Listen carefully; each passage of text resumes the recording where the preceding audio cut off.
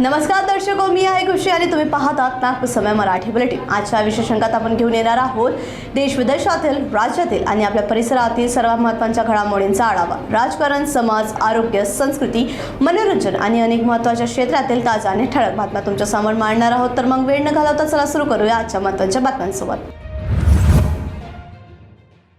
नागपूरच्या डोंगरगाव येथील आधारनगरी 1 आणि आधारनगरी 2 मधील सुमारे 800 कुटुंब गेल्या 3 वर्षांपासून तीव्र पाणी टंचाईचा सामना करत आहेत। प्रधानमंत्री आवास योजना अंतर्गत घरे मिळूनही कायमस्वरूपी पाणी पुरवठा सुरू झालेला नसल्याने नागरिकांनी टँकरच्या पाण्यावर अवलंबून राहावं लागत आहे। कान्होली जल योजनेअंतर्गत पाणी पुरवठा सुरू होणे अपेक्षित होते, मात्र ते अद्याप कार्यान्वित झाले नाही। यामुळे संतप्त रहिवाशांनी पत्रकार परिषद घेत प्रशासनाकडे तातडीने कायमस्वरूपीचा तोडगा काढण्याची मागणी केली असून प्रश्न न सुटल्यास आंदोलनाचा इशाराही दिला आहे। नागपूरमध्ये ड्रग्स विरोधातील कारवाई दरम्यान सीताबर्डी पोलिसांनी रामदास पेठ येथील एका नामांकित हॉटेलमध्ये सुरू असलेल्या कथित ड्रग्ज पार्टीवर छापा टाकून तिघांना अटक केली आहे।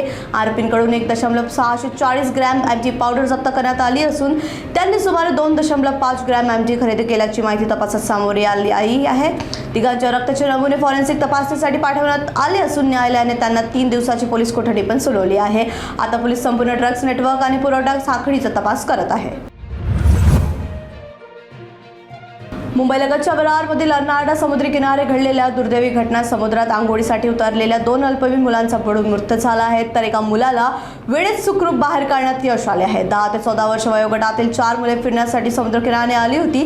त्यापैकी 3 जण समुद्रात उतरले असता भरतीच्या लाटांमध्ये अडकून खोल पाण्यात बुडून गेले। स्थानिक नागरिकांनी लाईफ गार्डच्या मदतीने एका मुलाला वाचवण्यात आले, मात्र नालासोपारा येथील 2 मुलांचा मृत्यू झाला। घटनेनंतर पोलिसांनी तपास सुरू केला आहे। रायगड जिल्ह्यातील खोपोली येथे दारू पिताना झालेल्या किरकोळ वादाचं रूपांतर हत्येत झालं आहे। पाली फाटा परिसरातील जेबी पॅलेस हॉटेल जवळ एका मजुरावर लाकडी दांडक्याने वार करून त्याची निर्घृण हत्या करण्यात आली आहे। गंभीर मारहाण आणि अतिरिक्त स्त्रावामुळे त्याच्या जागीच मृत्यू झाला आहे। घटनेची माहिती मिळताच खोपोली पोलिसांनी 3 विशेष पथके तयार करून तपास सुरू केला आहे आणि अवघ्या काही तासात आरोपीला अटक पण केली आहे। या प्रकरणी खुनाचा गुन्हा दाखल करण्यात आला असून पुढील तपास सुरू आहे। आजच्या नागपूर समय बुलेटिन मध्ये इतकंच। आम्ही तुमच्या समोर आणत राहू ताजा, महत्त्वाच्या आणि ठळक घडामोडी। बातम्या आवडल्या असतील तर नक्कीच तुमच्या मित्रमंडळीसोबत शेअर करा आणि हो, पुढच्या अंकासाठी आमच्या सोबत राहा। त्यानंतर सुरक्षित राहा, जागरूक राहा आणि आपल्या नागपूरवर गर्व करा। मी आहे खुशी आणि तुम्ही पाहत होतात नागपूर समय। धन्यवाद।